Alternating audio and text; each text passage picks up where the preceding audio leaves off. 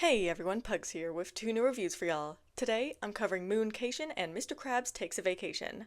So we continue on with the SpongeBob's Runaway Road Trip episodes, and it really seems like Walking the Plankton is the only one without some sort of vacation reference in its name. I feel like I'm breaking some convention by mentioning another episode in this introduction, but it's not like I have a hard rule for myself not to do that, I just usually don't do it.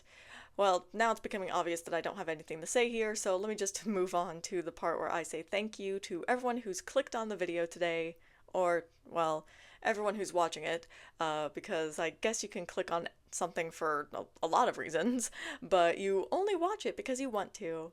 And now, let's just get right into it. Starting things off today is Mooncation. I mean, it's an episode involving a vacation on the moon. Enough said, right? Review over. Obviously not, of course, but I will say that since Goons on the Moon is an episode now, I frequently mix up details of this episode with that one, so it makes it a little hard to remember this episode as is. I'm not sure if I'd call it forgettable, after all, this episode does have some very neat title card music that I would not soon forget, but I do have a little trouble with my memory of it. No, but seriously, that title card music is so cool. It's so interesting and eerie and atmospheric. I really love it, and it's in the description as per usual. Alright, well, first of all, I gotta say, finally, a Sandy episode. I always await these with bated breath because I anticipate them so heavily. I mean, y'all have heard me say this a lot. Despite being one of the core five, Sandy is easily the main character of that specific grouping that has the fewest appearances, and so I'm really glad that they gave her some focus in this anthology.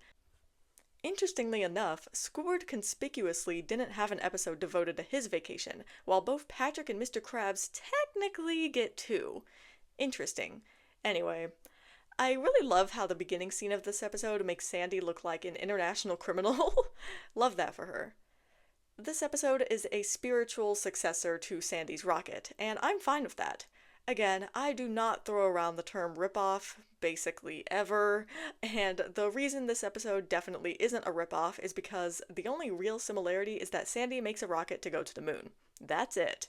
The rest is different considering our characters actually go to the moon, and so the shenanigans at play are entirely different. Honestly, with some of these rip-off accusations, I have to wonder if people actually watched the episode in question or only went off of their most, shallow impressions of the plot. I ask that as a question, but to be clear, it's a rhetorical one that I think we all know the answer to. Now, getting into the actual meat and potatoes of Mooncation, it's a pretty mixed bag. This beginning of the episode, like once SpongeBob gets to the bakery, is alright. At least it uses that same worker from Party Pooper Pants, so that's a cool little consistency. But other than that, it's not very funny and drags on quite a bit. And the scene of the rocket blasting off is also kind of long for no reason. The episode proceeds to play out quite predictably, with SpongeBob totally messing up Sandy's rocket and vacation, but of course he does so with no malicious intent. At this point, it's like everything is made to be messed up by him, like the reverse spatial linearity drive, and at least Sandy is able to girl boss her way out of those situations too.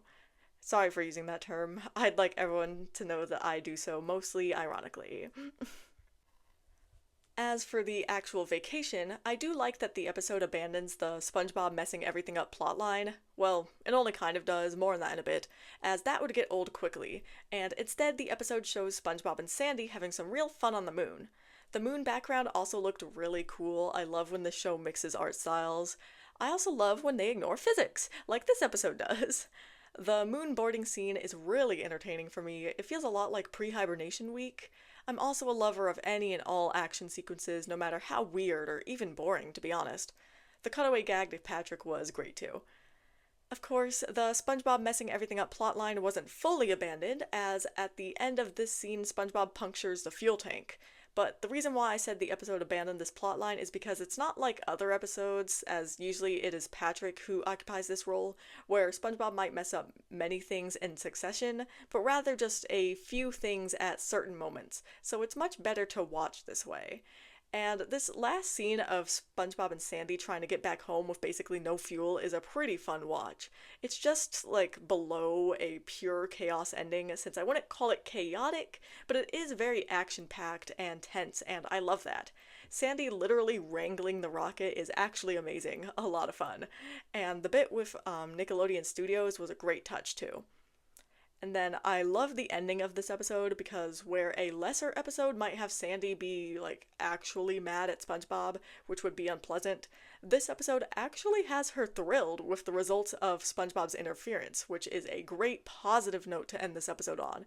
And it makes me feel pretty happy inside because it hits that sweet spot of friends loving each other for all their imperfections. Now I want to see SpongeBob and Sandy head to Mars. Mooncation is a great, action packed episode that I feel like I've been needing for a long time. The only thing that keeps this episode from being in my amazing tier are those few dull parts at the very beginning of the episode. Other than that, though, I loved every bit of this episode, which is why it's going in my great tier with a score of 8.9 out of 10. And now, we've reached the end of this little runaway road trip series of episodes with this episode, Mr. Krabs Takes a Vacation. Almost feels like it's too soon, and that episode title feels really simple. I suppose I'm not as sad to see this anthology go as I was when the previous one ended, but I still love when episodes are together in like a collection like this, so I'm still sad. Maybe this is why I miss the DVD market so much. This shit used to mean something, man. Okay, I'm getting sidetracked. Anyway. Like usual, Mr. Krabs Takes a Vacation begins with some photo slides, and I once again enjoy the random assortment of characters that we see here in this first scene.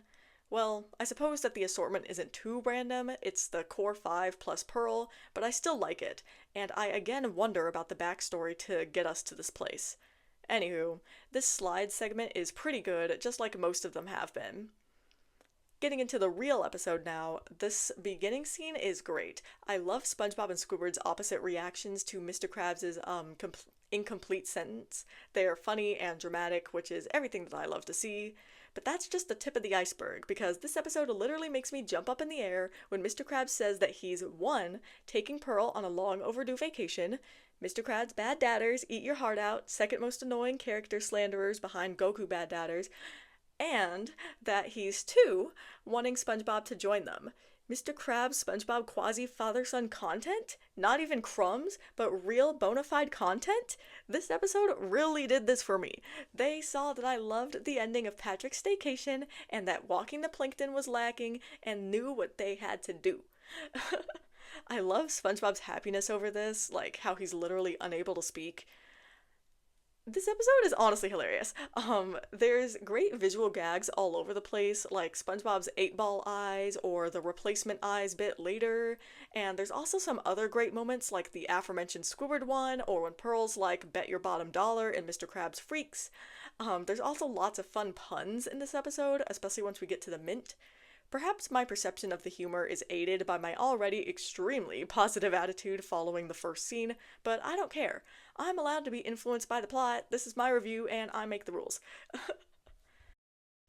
Remember how I said I jumped for joy in the beginning scene? Well, imagine how I feel when Mr. Krabs says verbatim that SpongeBob is like the son he never had, and that is why he is bringing SpongeBob on his and Pearl's family vacation. Let me say that again. Family vacation. And yes, we of course get a Mr. Krabs' greedy joke in there, which is also funny by the way, but let's focus on the fact that he verbally acknowledges SpongeBob being like a son to him and then puts those words into action by bringing SpongeBob on this family vacation. I'm like vibrating right now. I'm kind of slightly freaking out because y'all need to understand how important this is to me. Okay, so important and so wholesome. Maybe this is just all the things I'm juggling right now and the stress that comes with that, like finally getting to me, like making me lose all control when it comes to these small things, but at this moment I don't care. This is just gonna be a positive thread throughout this entire episode that influences me to look at the whole episode in a more positive light than I probably would without this thread. Sue me. And the episode follows up on this acknowledgement with some vibes too, like the interactions between SpongeBob and Pearl really read like sibling and step-siblings so bad. Okay, let me stop freaking out now and get back to the episode. So let me go ahead and address what I'm sure is going to be a source of hatred in this episode, and that's the way that Pearl treats SpongeBob. I can only assume people don't like this because not a lot of people like Pearl whenever she does anything, which I think is extremely unfair. And there's a word for that too. It starts with an M. Um, and honestly, I don't even think that she's like bad here. Yeah, she's treating SpongeBob bad, but she is a child. And like I said, this thing reads as a sibling and step sibling interaction, which is often marked by jealousy and feelings of being replaced and all that jazz. The episode may not highlight or clarify this, but to me, that's clearly what's going on. Not to mention, after Slumber Party, Pearl has no reason to like SpongeBob, even if I don't think she should or would blame him for what happened there. But also, this show has no internal consistency in terms of plot events, so maybe that's not a valid critique. Long story short, I think Pearl is more than tolerable here, and I'm not annoyed by her, so we move on. This was a little throwaway scene, but I love that this episode addressed how just because SpongeBob is gone doesn't mean Squidward is about to have peace, because Patrick's still there. As the Krabs family, I love that I get to say that, go on their vacation, they pass by so many cool stops. I'm not a shopper, but Super Mega Mall World sounds fun, and I would actually live on Planet Roller Coaster forever if I could. I love roller coasters. And then they reach their final destination, which to Pearl's dismay is not the Teenage Boy Museum. Thank God, I would die there, and not in a good way. Nope. They're going to the Bikini Bottom Mint, because of course that's where Mr. Krabs wanted to go. And it ends up just being Mr. Krabs and SpongeBob who go into the mint, as Pearl vehemently refuses. And I'm fine with this, though I think it's yet another missed opportunity to show more Pearl in the show. I've been combing through this episode rather slowly, so let me speed it up. Luckily, the episode structure helps me out with this.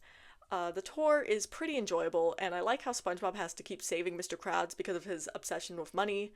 And then the way that the plot abruptly shifts to a bank or mint robbery happening is great.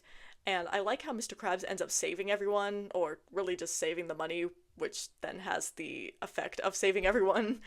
And the ending of the episode is great because I love how everyone gets a win, especially Pearl, who gets the last laugh, which is deserved. As you can see, I really liked Mr. Krabs Takes a Vacation. I mean, I basically squealed with joy throughout this entire 11 minutes, so that's pretty impressive. And even beyond the one big story beat that I loved, this episode was really hilarious and enjoyable, so all in all, a great combination for me. And so this episode is easily the best of the anthology, and as of right now, the season, which is why it's being put in my amazing tier, where it comes in with a score of 9.4 out of 10. As always, I'll be ending this video with some closing thoughts of mine. Well then, I'd say that this is a pretty strong close to this anthology. Not just Mr. Krabs Takes a Vacation, but Mooncation too. They were both really great episodes, and I love that. Haven't had too many standouts here with Season 8 so far, so it's good to get some more of these on the board. I wasn't joking when I offhandedly mentioned juggling a lot of things, which is making me stressed, by the way. I do have a lot going on, or at least things that take up a lot of my mental energy due to all the ruminating I have to do about them at any given time. It's not really fun.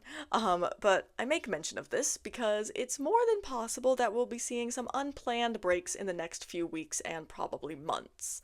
Like, through January, things are going to be pretty hectic for me as I'm in my last semester of grad school, which means a lot of things are going to happen very fast. My goal is to keep the reviews going with as few breaks as possible, but I think we all know that that's more a hope than a reality. So like usual, I'll just try to communicate if a break is coming up and what it'll look like. God, I'm really not looking forward to everything going nuclear. Every week is going to be worse than the last, honestly. It's a lot. But having a scheduled time to just, like, think about SpongeBob every week, it helps. It really does. I cannot recommend it enough. Being in touch with your childhood interests. Like, it's really great. Anyway, so that's where I'm gonna leave things today, which means I'll be signing off here, and I'll see y'all in the next review.